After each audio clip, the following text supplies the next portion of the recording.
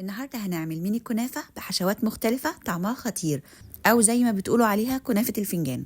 صغنونة كده وشكلها كيوت، هتعجبكم جدا، لازم تجربوها. وهقولك ازاي تطلع مقرمشة من بره ومستوية كويس من جوه. تقدري تعمليها في الفرن أو في الاير فراير. وهنعمل الكنافة بالمكسرات والنوتيلا واللوتس وكمان بالجبنة الكيري. ولو أول مرة تشوفيني متنسيش اللايك والاشتراك وتفعيل الجرس على كلمة الكل عشان يوصلك فيديوهاتي الجديدة.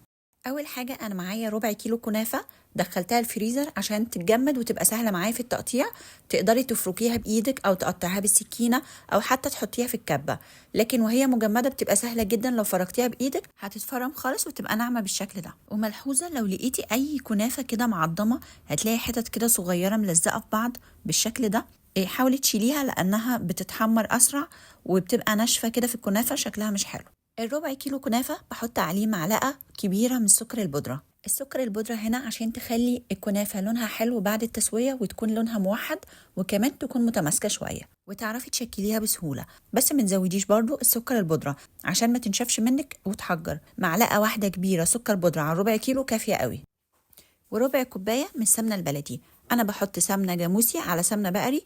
السمنه الجاموسي طبعا بتدي ريحه وطعم جميل جدا، والسمنه البقري عشان لونها اصفر بتدي لون حلو للكنافه. وانا بفضل السمنه البلدي مع الكنافه عن الزبده، لان السمنه البلدي بتخلي الكنافه تطلع مقرمشه، لكن الزبده فيها نسبه سوائل اكتر فبتخلي الكنافه تطلع طريه. ونفرك الكنافه بالسمنه والسكر كويس جدا جدا. لازم الكنافه تتغلف كويس جدا بالسمنه، وكمان عشان تكون متماسكه اكتر هضيف عليها معلقه من شربات الحلويات او العسل اللي احنا عاملينه بتاع الكنافه، العسل التقيل، عشان تبقى معاكي متماسكه بالمنظر ده. اما تضغطي عليها تحسيها بتتشكل معاكي بسهوله. وحاجة تانية مهمة جدا، لو حسيتي ان الكنافة لسه مش بتشكل معاكي بسهولة يبقى الكنافة لسه باردة، لازم تسيبيها تهدى وتبقى بدرجة حرارة المطبخ. وكده تبقى الكنافة جاهزة معايا. هنبدأ في حشوات الكنافة. أول حشوة معايا حطيت شوية من الفول السوداني على شوية مكسرات، هضيف عليهم معلقة صغيرة من السكر ومعلقة من السمنة البلدي، عشان انا عايزه الحشوه ما تكونش بتفرط منك كده من جوه الكنافه، عايزاها تكون متماسكه شويه زي ما عملنا في القطايف. وهضيف كمان شويه من جوز الهند وشويه من الزبيب ورشه فانيليا. انا ما كانش عندي فانيليا باودر، حطيت فانيليا سايله، مش مشكله خالص. وبكده الحشوه جاهزه معانا. ودلوقتي هنيجي لمرحله تشكيل الكنافه. تقدري تعمليها في اي حاجه تعجبك بالمقاس اللي يعجبك. ممكن تعمليها في فنجان صغير او المعلقه المعياريه، او حتى اي قالب صغير عندك زي قالب الكريم كراميل ده. انا عايزه الكنافه تكون صغيره فاخترت المعلقه المعياريه عشان الارتفاع بتاعها مش كبير. شايفه الكنافه بعد ما سبتها تهدى وتاخد درجه حراره المطبخ بقت اسهل كتير في التشكيل. هنا جبت قطعه من الاسترتش راب هحطها في المعلقه المعياريه قبل ما احط الكنافه عشان تبقى اسهل عليكي اما تعملي الكنافه تطلعيها بمنتهى السهوله من الفنجان او من المعلقه المعياريه او اي حاجه بتشكلي فيها. هتبقى سهله عليكي من غير ما تقعدي تخبطي فيها عشان تطلعيها او تضغطي عليها من الجنب وممكن تفك معاكي. دي بجد اسهل طريقه حتى لو لاي حد مبتدئ هيعرف يعملها. وبحط شويه من الكنافه في النص كده وفي الجناب وبضغط عليها كويس. احنا حتى الكنافه اللي بنعملها في الصينيه لازم بنضغط عليها كويس جدا، فدي لازم تضغطي كويس جدا بصبعك كده في النص وفي الجناب كويس جدا. وبعدين تبداي تحطي بقى الحشوه، وارجع احط تاني شويه من الكنافه على الوش، اقفل بيهم واضغط برضو تاني كويس جدا.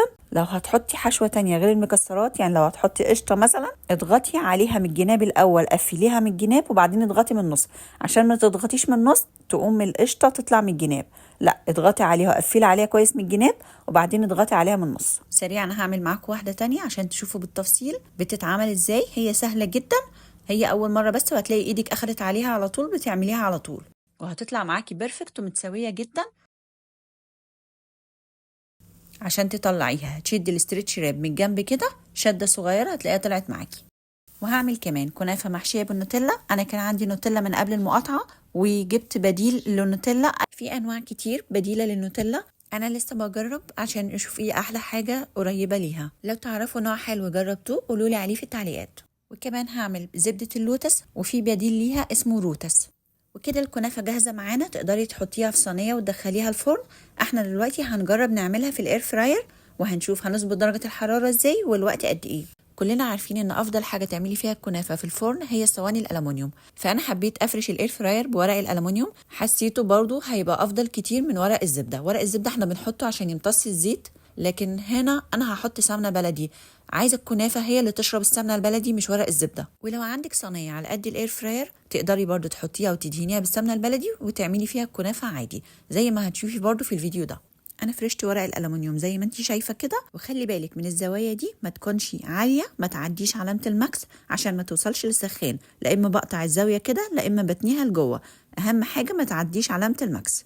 ودهنت ورقه الالومنيوم بالسمنه البلدي وهبدا ارص الكنافه واسيب بينهم مسافه عشان تتحمر الكنافه من كل الجهات. انا هنا حطيت 8، ممكن تقربيهم من بعض شويه وتاخد لغايه 12.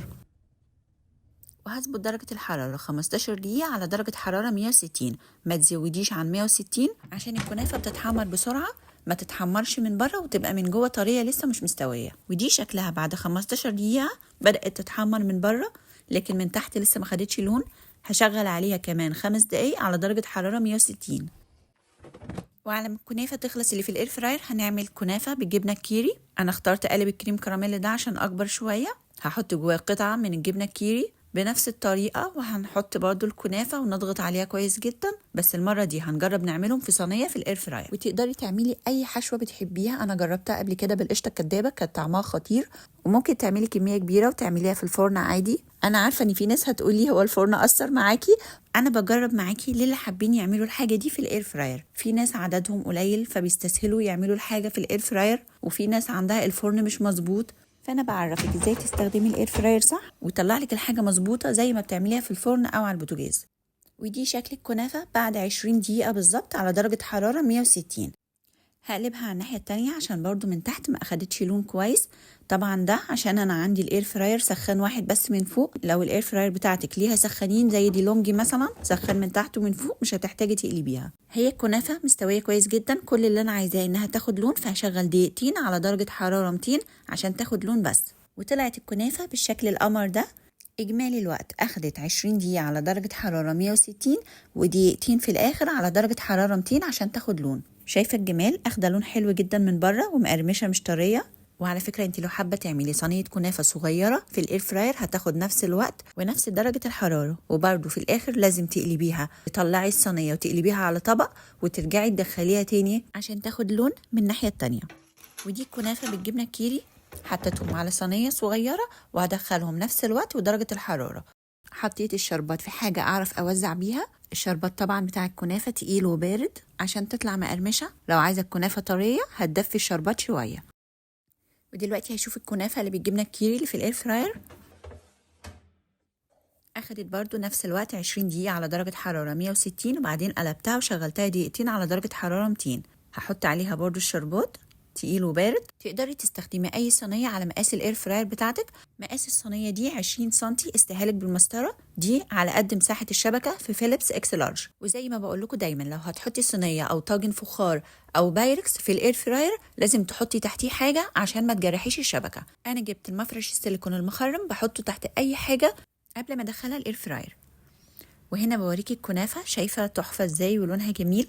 الكنافه الغامقه دي بالنوتيلا واللوتس، لكن الكنافه الفاتحه دي بالمكسرات بجد حلوه جدا. انا بحب اعملها ميني كده صغيره عشان ممكن تشكلي تاكلي واحده من دي على واحده من دي، بتبقى احلى.